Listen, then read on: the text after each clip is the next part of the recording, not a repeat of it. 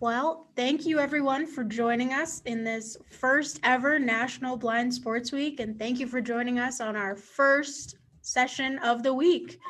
Um, Again, this is National Blind Sports Week presented by the Healthy Vision Association.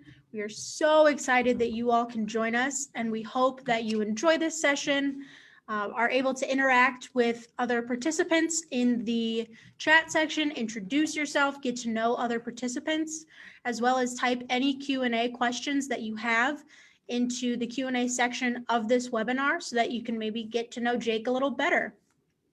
This session will be recorded and then posted on Facebook after this so that you can go back and watch it at another date as well. So without further ado, I would like to introduce you all to the USABA CEO, Molly Quinn. Great, thank you, Kat. What a way to kick off National Blind Sports Week presented by Healthy Vision Association than with our very first special guest, Jake Olson. A diehard fan of the USC Trojan football team from a very young age, Jake completely lost his eyesight to cancer in 2009 at the age of 12, but continued to be a constant present at USC practices and games. Fast forward to 2017, and Jake is now playing for the team he idolized, those same USC Trojans, and he becomes the first completely blind person to play in a Division I college football game.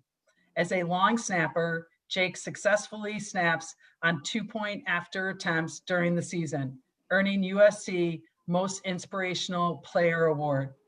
Even though his collegiate playing career is behind him, Jake remains passionate about helping others, as evidenced by his foundation, Jake's Out of Sight Faith Foundation, which provides technology to blind school children. Welcome, Jake. Hey, thank you, Molly. Hey, thank you. Great to be here. You can hear me? Yes. Awesome. You're all awesome. set.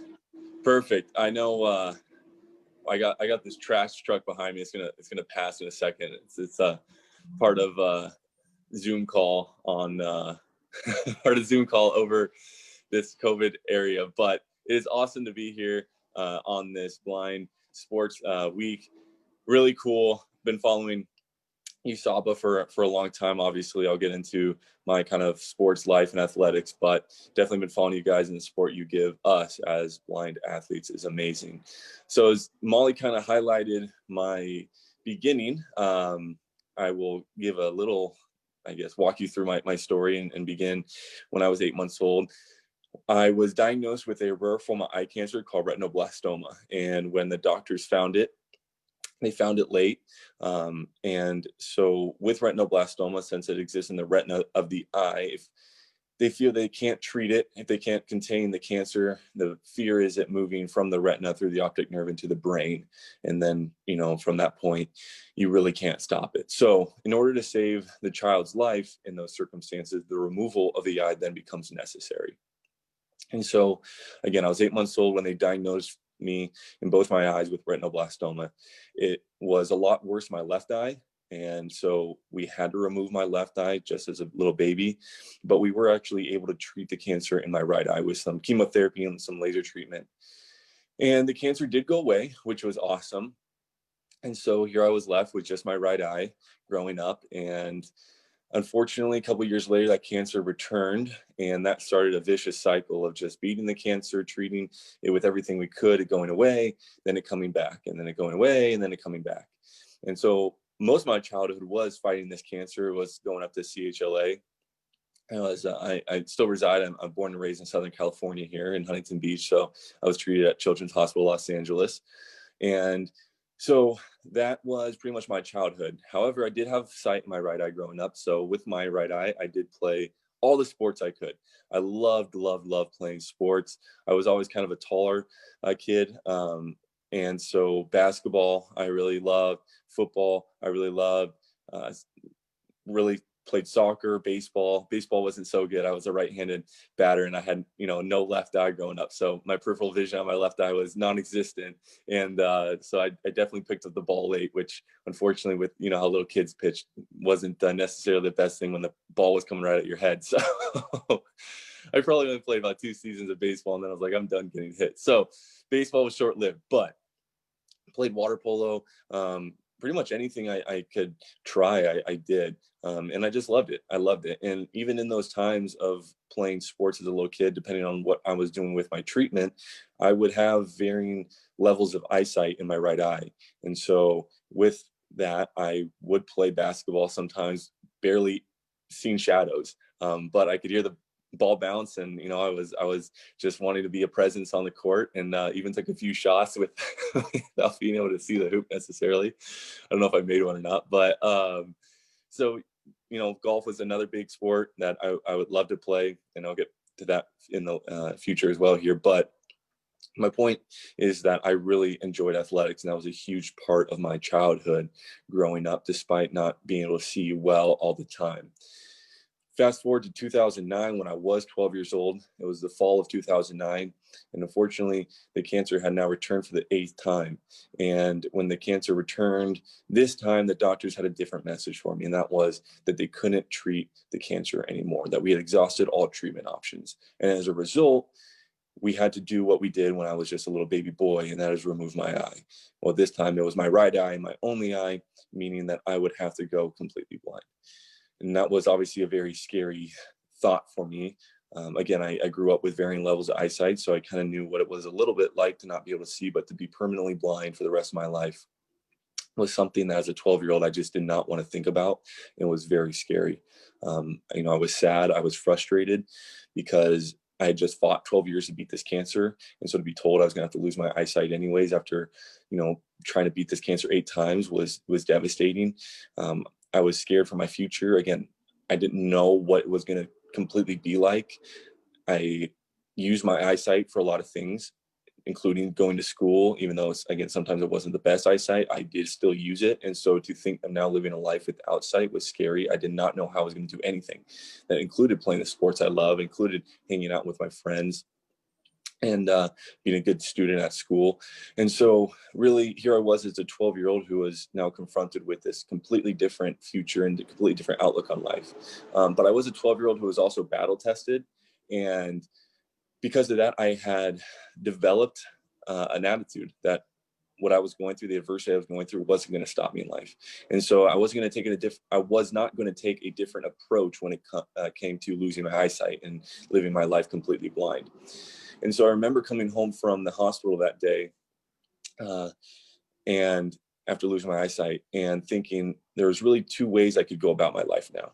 In one, I could sit here at home and feel sorry for myself and think about how unfair it is that I had to go blind after fighting cancer and all the cool things I would have and could have done if I never lost my eyesight. But now that I did lose my eyesight, I'm going to give up. I'm not going to pursue my hopes and dreams. And I'm just going to sit here and feel sorry for myself and pout because life did me wrong.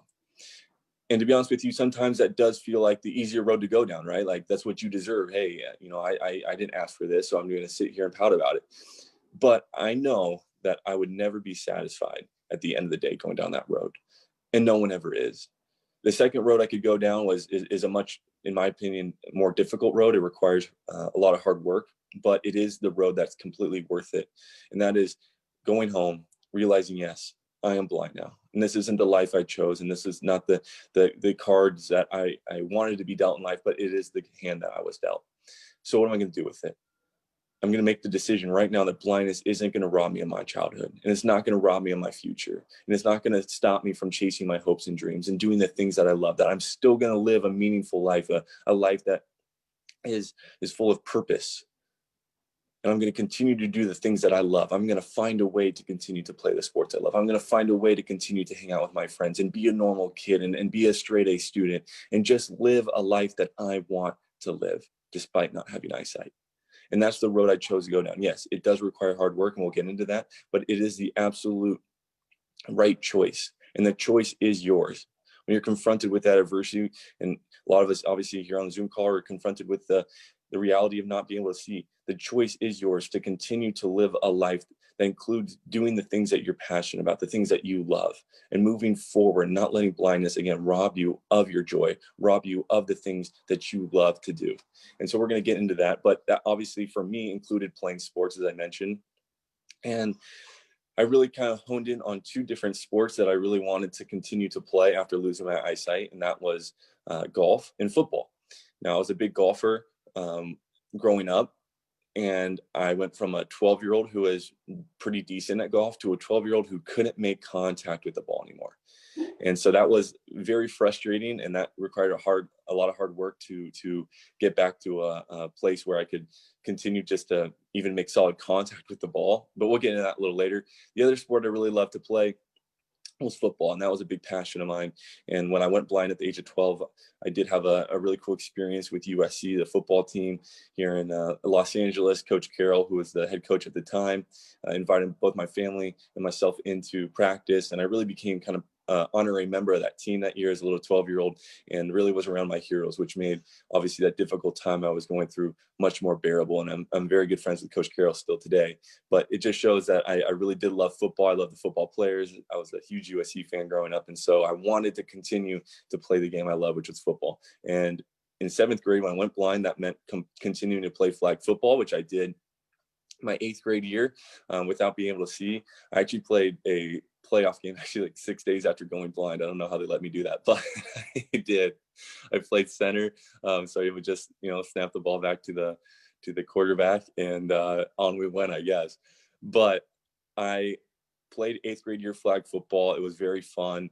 I was, again, the center. I even went into play quarterback in the last game of our season and threw a touchdown pass, if you can believe that. But weird things have happened in life. So I loved playing football. However, when I went into my freshman year of high school, football completely changed. It was no longer flag football. It was no longer little kid football. It was tackle football. It was competitive football. I went to a very competitive high school here in Southern California called Orange Lutheran, where we play the top rated high schools pretty much in all of the country. And so this was football, high school football at its highest level. And because of that, I didn't think I belonged out there. I didn't think I could play the sport that I loved. And so I didn't. I focused on golf, which I love playing golf. And I played golf my freshman and sophomore year of high school, as well as my junior and senior. But the first 2 years of high school, I played golf and focused on that. But every Friday night in the fall, I'd go to the football games and wish I could be out there.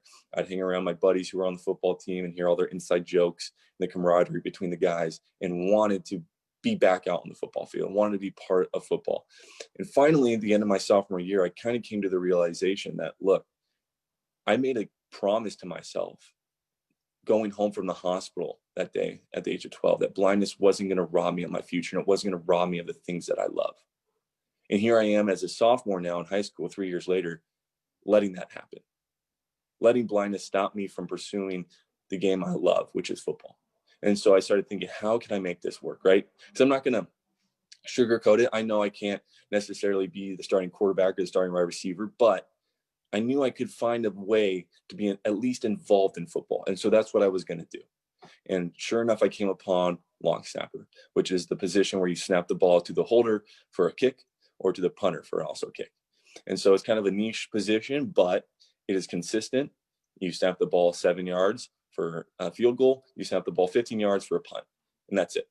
You don't have much blocking responsibilities. All your job is to deliver a nice clean snap. And so I went to the coaches one May afternoon, my sophomore year, right at the end of the year, and tried to show them what I could do. Remember, I played center for flag football, so I tried to snap it like a normal center would with one hand. And they're like, no, you got to put two hands on it. So I tried it, and I was just awful. I had no idea what I was doing. And so I was horrible. And really the coaches were like, all right, this was a nice idea, but look, kid, if you want to come stand on the sidelines on Friday nights, you can, but that's about it.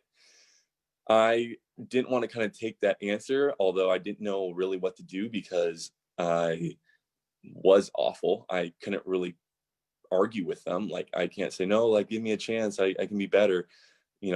I was so far from being even decently good that I had to accept that. However, behind the scenes, I did not accept that. I worked with a coach, very fortunately, a coach who was there that day said, all right, if you really want to learn, like, let's work this summer together. And so that's what we did. We worked every single day to learn the technique and the skill of long snapping. And sure enough, when I came back into my junior year of high school, the fall camp, I showed up, showed the coaches what I could do now, and turned out I was the best long snapper on the team. So 3 months of hard work really paid off. And I earned my spot on varsity and played varsity my junior and senior seasons, which was awesome. And we'll kind of talk more about that in a little bit. But, after my senior season, because I played in such a really good league, obviously coaches and different scouts were always coming from colleges. And I still had a kind of an existing relationship with USC. Although when I started playing football, it kind of changed to how they would treat any other high school football player, which was as a recruit. And so sure enough, I was up at a practice my senior year, just saying hi to some people. And Coach Sarkeesian, who was the head coach at USC at the time, said, hey, Jake, I've seen you snap. Are you planning on coming here? I said, yes. He goes, well, like what's your involvement going to be with the football team? Just because I had that kind of history with them. And I said, I don't know. I really didn't think about it. He goes, well, I don't see why you shouldn't snap on the team if you come here. And once he said that, there was no other way I was going to experience college. I knew I was going to USC. I knew I was going to snap on the Trojan football team. And sure enough, that's what happened. I got into USC and was able to play 4 years there. I found my first playing opportunity, as Molly mentioned, my junior year, which was amazing in 2017. I was able to snap 2 times that season and then once more in my senior season. So it was really, really awesome. And we'll kind of get more into all of that. But that's kind of my story with my athletics growing up. Now, talking about what I did in order to find success in where I wanted to go in my athletic career really points back to what I talk a lot about, and that is the winner within. Finding the winner within, finding the winner inside of you. I really believe we have a winner inside all of us, and it's up to us to tap into that winner within. And what do I mean by the winner within? It's the voice inside of you that wants to come out, that wants to overcome, that wants to achieve and develop into being the best you can at your sport or anything you're doing in life. And it's about tapping into that, listening to that voice and letting it drive you to the point where you are the best at what you do. Finding the winner within. We have so many examples of it.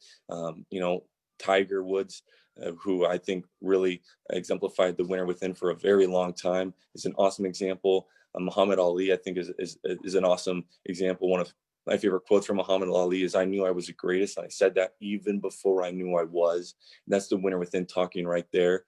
Another great example of the winner within comes from one of my favorite boxers, and that is Rocky. Now, Rocky, I know a lot of you probably have seen the movie or listened to the movie. If you haven't, I highly recommend it. But with the winner within, I really want to focus on resilience, confidence, and passion. And those are the 3 things that I think the winner within can really help you tap into: resilience, confidence, and passion. And resilience is a great way, or is a great example of what Rocky talks about in one of my favorite quotes and movie scenes from Rocky. And that is when he's talking to his son. And I think we've all kind of maybe heard this. If not, I'll repeat it. But, my best Sylvester Stallone voice, let me tell you something you already know. He says, life ain't all sunshine and rainbows. It's a mean and nasty place. I don't care who you are. It will beat you to your knees if you let it. You, me, no one hits as hard as life does. But it's not about how hard you hit. It's about how hard you can get hit and keep moving forward. How much you can take and keep moving forward. Because that's how winning is done. And guys, that is how winning is done. It does take resilience, because you will get hit. And you gotta choose to continue to move forward. USC has a mantra called fight on. And when you say fight on, you put up your 2 fingers like a peace sign. And a lot of people think when you do that with your hand, you can see that your index finger and your middle finger make a V. And a lot of people think it's V for victory. But what a lot of people don't know is that when the Trojans would go into battle, that they would put those 2 fingers up. And what they meant by that is they were pledging to their fellow soldier, to their brother, that they were going to fight to the very end, that they were going to fight on to the very end. Why? Because they were saying, if I have these 2 fingers and a beating heart, that I could continue to fight. Why? Because I could hold a sword and I could pull on a bow and arrow.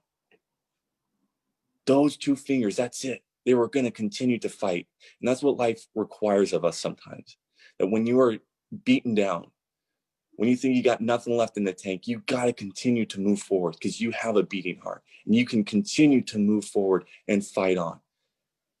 Look, I don't think any athlete, anyone who's accomplished anything in life will sit there and tell you, yeah, you know what? It was actually much easier than I thought. It was pretty easy. That's not how life works.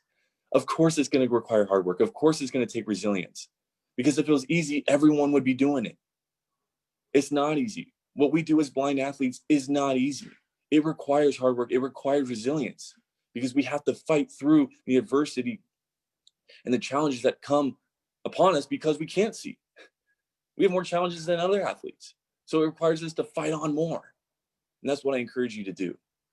Find the resilience.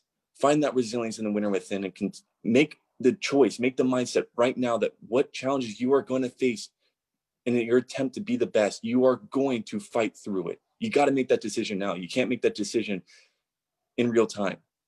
Make it before, so when those challenges do come, you are already determined to push through them. The second part of that movie quote from Rocky hits on confidence. He goes, talking to his son, he goes, if you know what you're worth, then go out and find out what you're worth. But you got to be willing to take the hits and not pointing fingers at him or her or anyone saying they're the reason you're not successful. That's what cowards do, and that's not you. If you know what you're worth, then go out and find out what you're worth. But you got to be willing to take the hits. You know, it's an interesting question to ask people sometimes. What do they, how do they value themselves? What are you worth? And unfortunately, we live in a society that tries to answer that question for you. You have this ability, so you must do this, or you can or cannot do that. Oh, you're this gender, so you can or cannot do that, or you're this race, you can or cannot do that. Don't let society answer that question for you. Let the winner within answer that question for you. Let the people around you that care about you answer that question for you. You are worth a lot. You are worth a lot. You have a ton of value. So now you have to go find out what that's worth. Now that you have the confidence, now that you know you are worth going out there playing that sport, now you know you are worth the effort that a coach can put into you to go out there and succeed. Now you got to go find out what you're worth, and that requires taking the hits. I've mentioned that when I started playing football my junior year or sophomore year, at the end of my sophomore year, I was horrible. Same with golf. When I started playing after losing my eyesight, I was horrible. And I really had to not let my performance tell me what I was worth, because if I did that, I would be no good, right? No, I knew I could be a great football player. I knew I could be a great golfer, because that's what I determined my worth as. And that's what my dad told me. He's my caddy in golf. And that's what that coach told me, who worked with me every summer. He said, I know you can get there. So I knew what I was worth. So I was going to go find out what I was worth. And that means taking the hits. And in football, and sometimes it means literal hits. But I remember my junior year, after earning the starting job, we were about 4 or 5 games into our season, and it was going great. I was having the time of my life. But we were now going into our division, which I had mentioned prior was a very tough division. And we played this team named Servite. And we had never beaten Servite in our school history until the year before. So we're coming off this huge win on Servite. We're trying to make it back-to-back years, start maybe taking back some of those losses that we suffered for so many years before. But big rivalry game. I go out there on a Friday night. We're playing well. I remember we went up 7-0, then it was tied 7-7, then we went up 14-7, and sometime in the third quarter we scored again to go up 20-7. And I went out there for the extra point to make it 21-7, but I had a bad snap, and as a result, the kick was missed. And so the score remained 20-7. At the time, I just kind of pushed out of my head saying, you know what, Jake, it happens, just go out there next time and do your job. Well, Servite scored to make it 2014 and went back and forth. I remember we punted the ball back to them with only about a minute left in the game. They're deep in their own zone. They had to travel pretty much the entire length of the field to even score. They got to like the 50-yard line with 3 seconds left. And they throw up this Hail Mary, and you know where this is going. Sure enough, it's caught. Touchdown, no time left. The score is tied 20-20. Their extra point unit goes out there to kick the extra point, and they make it. And they win 21-20. And I remember feeling so sad and feeling so angry, because I don't know what would have happened in overtime, but I know the reason we weren't going into overtime was my fault. And those voices started coming to my head. You know, Jake, Of course this is going to happen. You're a blind football player. What do you think? You're trying to come out here and be this blind football player. Of course you're going to fail, and you let your team down. And I could have let those voices tell me what I was worth. Yeah, you know what? Because I can't see, I should just give up on this because look at what the consequences are. But I didn't. I let the winner within tell me what I was worth. You know, Jake, you are worth a lot still. And yes, you failed. But what the winner within does is change the way you look at failure. It doesn't see it as something that determines your value. It doesn't tell you what you're worth. No, it's just a learning tool. It's just something you use to get better. And that's what I did. I went out the next week and practiced harder than I ever had, kept my starting job, and had a great rest of the season. And the year after, again, they were in our division, so we played them every year. So the year after my senior year, we were playing them now at our place, and we had a late field goal in the fourth quarter go up. And sure enough, I went out there, perfect snap, perfect hold, perfect kick. We went up. They did score another game-winning touchdown. It's not a fairy tale, but the point is that I did feel I redeemed myself, and it was a great testament to not letting failure, not letting those times you fail determine your worth. Don't let those failures simmer in your mind and say, you know what? Of course I'm this bad because I can't see. Of course I can't see, so I'm going to be this bad, right? No, you know what you're worth. You're worth a lot, and you are valued, and you can go out there and be the best at your sport. You've got to be willing to take those hits to find out what you're worth. And you're not pointing fingers at him or her or blindness or anything, saying you're not where you want to be because of them. No, it is you. And you are worth a lot. And I believe in you, and you believe in yourself that you can go out there and prove what you're worth, which is a lot. The last thing about winner within is passion. You know, I think passion is this underrated thing, you know, that a lot of people have and that they don't tap into. If you're passionate about something, go out there and prove it to people. Why? Because you need to pursue your passion with passionate people. I've been very fortunate to have people around me, a great support system that's helped me along my way. And I'll always say back to the decision that I made coming home from the hospital that day that I told you, you have to make that decision to continue to move forward. You have to make that decision that blindness is not going to stop you. But once you've made that decision, I will be the first one to tell you I would not be where I am today if it wasn't for my support system. And the same thing goes for you. We can't do this alone. You need a support system. Let passionate people run along you and help you with your passion, and let your passion drive their passion. It's one of the again, undervalued things in life. There's such a premium to having a support system around you that's passionate, that sees the worth in what you're doing. So go out there and find a support system, and don't tell me they don't exist. Why? Because we're here right now.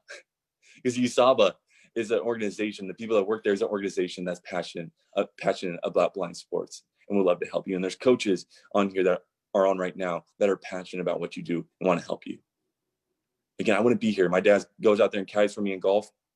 He's seen potential in me. He sees what I can do in my golf game, and is out there every day pushing me and having that passion for my golf game. And as a result, we're successful. I continued to play golf in my high school and made varsity my senior year, and continued to play during my college career here at home, and became a better golfer than I ever did with sight, better than most of my friends. I actually, after playing my last fall of college ball in the next year, I went and won the U.S. Blind National golf, the U.S. Blind the tournament, the U.S. Blind Nationals in Vegas last September. Unfortunately, a lot of our tournaments had to be canceled this year because of COVID, but it's something I continually want to practice and become better at. I've seen the potential I can have out there, and I want to become, again, the best blind golfer there is. And, you know, when I did play in the U.S. Blind Nationals, I shot a 38 on the back nine, and I can shoot in the high 70s and low 80s if I want to. And so that's something that I really believe in myself. I've let the winner within tell me what I'm worth out there, and I have passionate people around me that are trying to help me. Same with football. I had a passionate coach that taught me that whole summer going to my junior year. And then what about my teammates? My holder had to line me up every time I would snap the ball. They were passionate about helping me.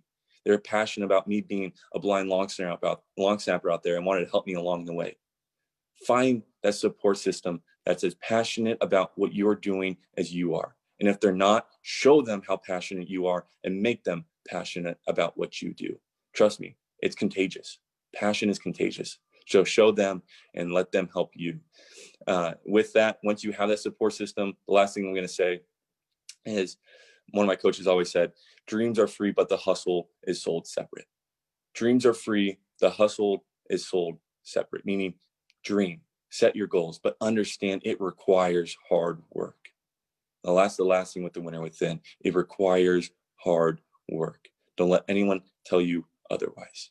When you find that support system, when you find your confidence, when you're pushing through those barriers, it takes hard work. The hustle is sold separate. And I'll tell you, a lot of people don't have it in them. And that's where they fall short. Yes, skill is a big part of it. Yes, talent's a big part of it. But you can erase a lot of those margins with hard work. And so I encourage you to work hard, to find that support system, show them your passion, show them how hard you're willing to work. And I promise you, the right people will be there alongside of you, sharing in your success every part of the way. Sports are such an amazing thing, guys. There's so much I've learned on the field and the golf course that I've applied to other aspects of my life. And so I want to encourage you guys to do the same. I love what you're doing here. I love that you are competing at the highest level here in your respective sport. I want to encourage you to do that. And I also want to encourage you just to learn from your sport, the tangibles that you can take to other aspects of your life. And that is obviously accountability, responsibility, your work ethic, as we talked about, and adaptability. I think a lot of times we are so quick to adapt in our sports life, and that's awesome. We need to do that, right? But then when we go into other parts of life, sometimes we'll settle. Hey, I don't think I can do this because of X, Y, or Z. Why? You just played the sport at the highest level because you adapted and chose to fight through some of those barriers. Do the same in your occupation, do the same in your work, do the same in your relationships. I promise you guys that sports is just a window for you to be successful at the other parts of your life. So I want to thank you guys for having me today. I want to thank you guys for listening to me. I don't know if I went over time or not. I can't see the clock, but I do want to thank you guys for listening. And I believe in you guys, believe in yourself, find that winner within, and always, always fight on. Thank you so much, Jake. That was fantastic. And you are not over time, by the way. So I kind of want to just jump off this Q&A session, and everyone else feel free to type in the Q&A session any questions that you also have for Jake. But I want to start off with, you mentioned you're an incredibly naturally talented athlete. You were always an athletic kid. What made you choose football specifically? Growing up in SoCal, we didn't have a NFL team, obviously, until recent. So USC was the team of the town. And with Coach Carroll in the early 2000s, of course, anyone who follows college football realizes with Matt Leinart and Reggie Bush and everything, it was just, they were the stars. They were absolutely the college football darlings. And so growing up around them, I just loved USC football. I just love football in general. I thought it was such a cool sport. It was so, it required so much teamwork, but also it just was so important on an individual level too. And so, for me, it was just following that passion. And again, after I went blind, I realized that I wasn't going to be able to play football like the other kids, that I wasn't, again, going to be able to be the wide receiver, the tight end, or the offensive lineman or quarterback necessarily. But that didn't mean I had to forfeit on my hopes and dreams of enjoying the sport I loved. And that's one of the great things that, as people with disabilities, as blind people, we can find ways to continue to enjoy the things we want in life. We don't have to just completely shut down and forfeit. Hey, I can't see, so I can't enjoy whatever I'm passionate about. No, find a way. And if it's not exactly the way that you wanted to enjoy it beforehand when you had sight, it's okay. But that doesn't mean you just have to completely shut down. Like, go find a way. And that's what I did with football. Fantastic. So kind of going off of that question in terms of the specifics of how you adapted football for your own abilities and your own skills, we have a question about how did you go through the process of making sure your snaps were on target? It was just muscle memory. It was kind of funny because golf was the reason where I really kind of learned I could do something like long snapping, because with golf, it was a bunch of muscle memory and motor control with hitting a ball, realizing where that ball went, feeling where that ball went with my swing. And so the same thing applied when I was long snapping. Hey, I'm going to snap this ball. What did that snap feel like? Did it feel low? Did it feel high? Did it feel good coming off my fingertips? And just using kind of the external feedback, obviously, of who was there with me, helping me, but the internal feedback as well, just to use that muscle memory, use my brain and nervous system to say, okay, this is what a good snap feels like. Now let's repeat that again and again like a machine. Perfect.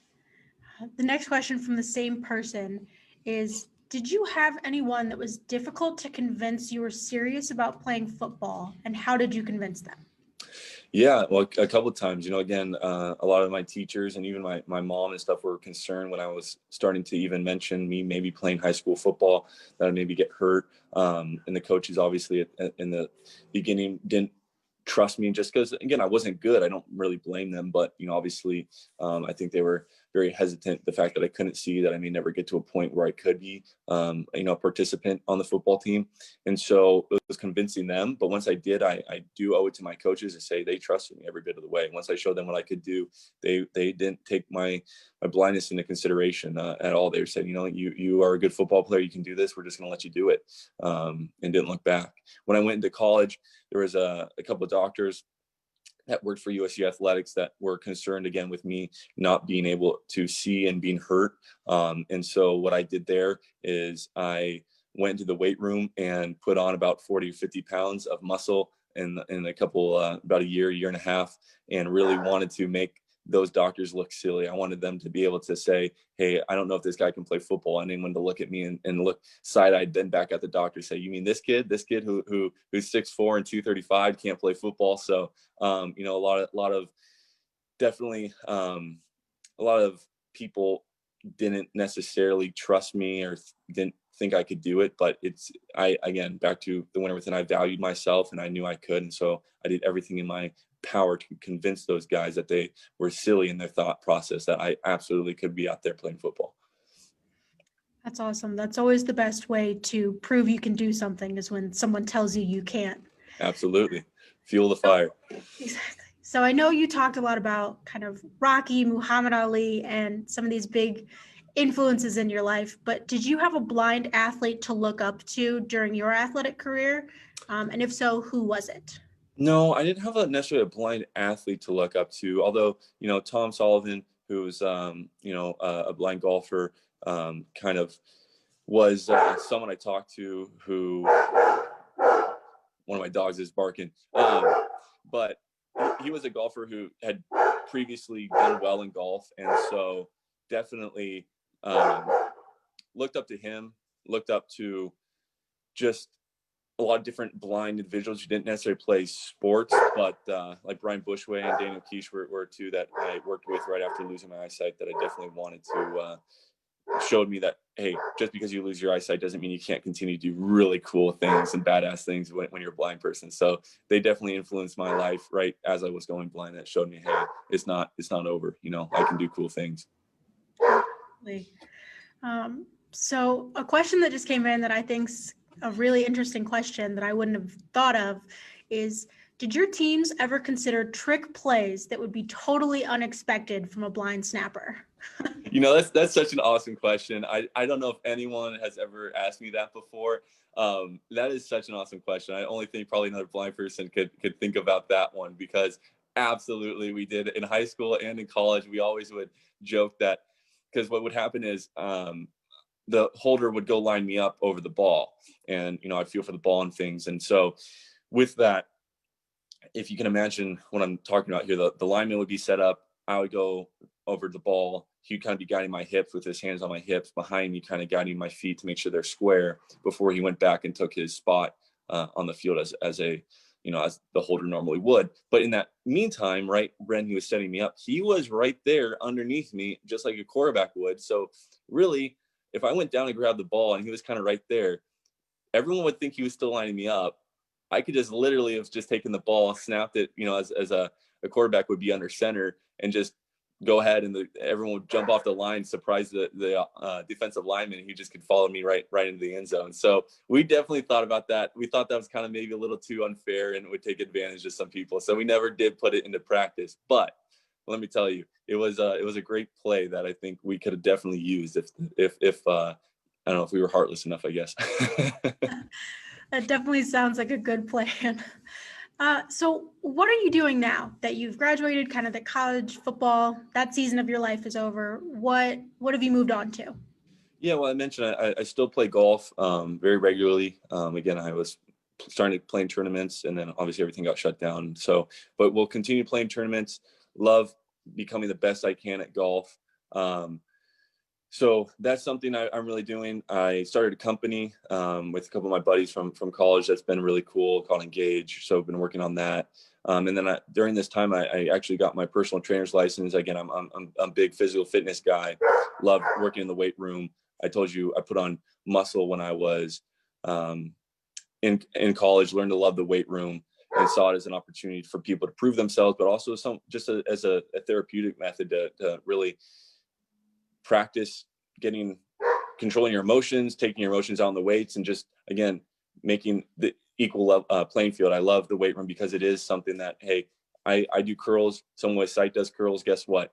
The only thing that's gonna be different between him and I is who does more curls the right way. And that's, our biceps are gonna grow just the same, right? Your body doesn't care if you have eyes or not. So with that, I love physical fitness, and for that reason, I do want to continue to help people, sighted or not sighted, with their bodies and knowing what to do in the weight room. And with that, I know we're going to talk a little bit about TRX here, but TRX, which is an awesome company with suspension training, is something that I really have gotten involved with just because they are so great.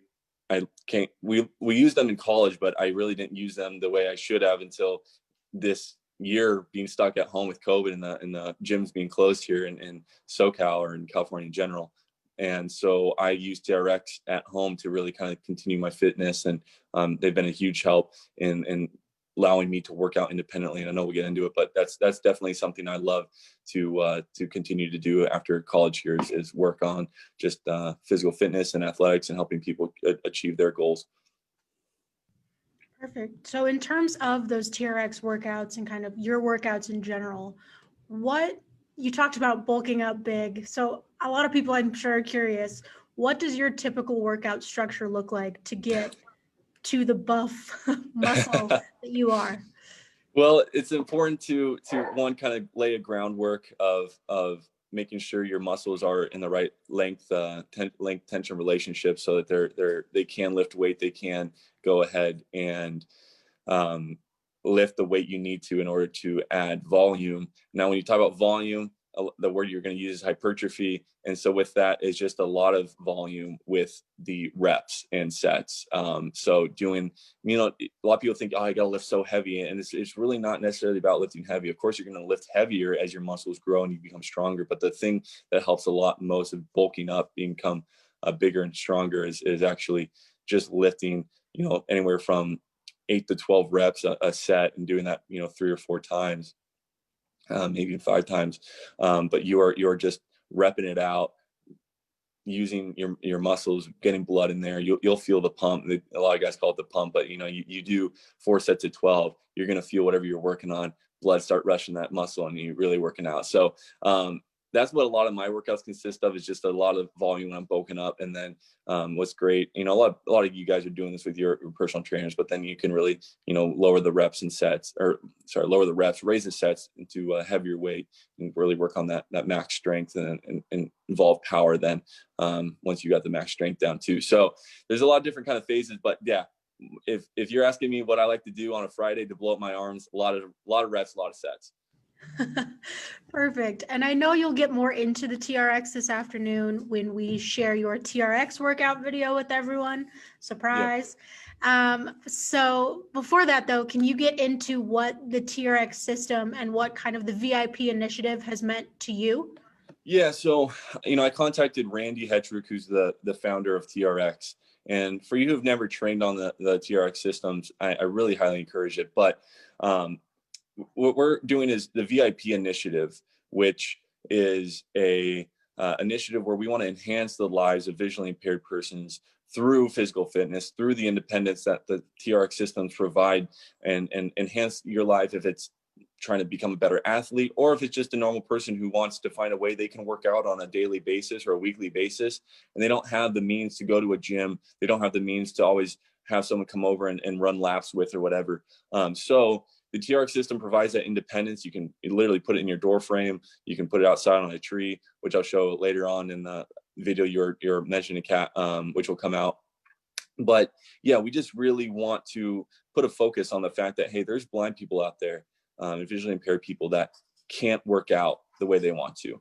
Again, I'll be the first to say gyms are not the most accessible, right? Like unless you have someone walking you around gyms, you can know where weights are, but you don't want to walk into someone who's cleaning a barbell or who's doing things that if you walk in, you could really injure yourself or them. So it's not always accessible. So, hey, let's find a way where the ordinary Joe and the athlete who wants a way to be able to train on their time in their way, and have a really tough time with it. You can obviously make it as hard as you want with the TRX system, with suspension training. And so we just really wanted to kind of highlight that here. And I know we're going to be doing some cool stuff with USABA and TRX, but just mentioning the VIP, introducing it to you guys is something that we really want to take upon ourselves as blind athletes, to encourage other blind athletes or other blind people. Hey, if we can do it, so can you guys. Let's not sit on our couch and just, again, forfeit the hopes and dreams of having the body you want, having the healthy body that you want. There's a way where we can get these guys to do it. And through that, I believe TRX is one of the best ways you can. Perfect. So my last question goes off that of empowering other athletes who are visually impaired or blind. And what is one piece of advice you would give to a young athlete who is visually impaired and kind of in your life situation? Again, what we kind of talked about today, I think the biggest thing is to really value yourself, find what you're passionate about. If you're passionate about sport, great. Now we found the passion. Now we're going to put in the hard work to go work on that passion, to go work on that sport. And in that, finding the support system around you that you can use and utilize to work hard and to become better at that sport. Again, we mentioned today, there's gonna be a lot of people, and I'm sure everyone's experienced this here in their ambitions to go become, the best blind athlete in their sport. There's gonna be people, there's gonna be a ton of naysayers. There's gonna be people that don't believe you can do it because you're blind. That's okay. We don't care about those people, right? Like I mean, you might care about them to fuel your fire, but we don't care what they think. We know what you're worth. We know what you can do. And the people you surround yourself with know what you can do. And that's the most important part. Harness that, those relationships, harness that passion that is brought on by yourself and those people, and then just work your butt off. Work your butt off to become the best you are. And I am more than positive that you will see success in what you want to do. Fantastic. Well, thank you so much, Jake, for joining us today and for sharing your successes and your story with us. We have greatly appreciated it. Absolutely. Thank you guys, and have a great week. Again, look for that video. I'm sure you'll remind them, Kat, too, but look for that video. And anyone who wants to kind of help out with the initiative too, you can contact Kat or Molly. They know how to reach me, and we can absolutely get you guys on board, because we need as much people as we can with this. So we love it. We love what you guys are doing. Thank you so much for listening, guys, and hey, have a great week. Perfect. And thank you everyone for joining us on our opening session of National Blind Sports Week presented by Healthy Vision Association. Stick around because we have 2 more sessions today. The first is at 3 p.m. Mountain Time, 5 p.m. Eastern Time, when USABA Emerging Star and OrCam Dream Team member Bailey Martin will be discussing youth involvement as a blind teen. And then join us again at 5 p.m. Mountain Time, 7 p.m. Eastern Time to join the American Council of the Blind Director of Advocacy and Governmental Affairs, Clark Rochfall, as he hosts a panel of athletes on advocacy in sport. So in the meantime, keep an eye out on the USABA Facebook page for Jake's TRX workout session, and be sure to get out and get active between our sessions, and we will talk to you all later. Thanks, everyone.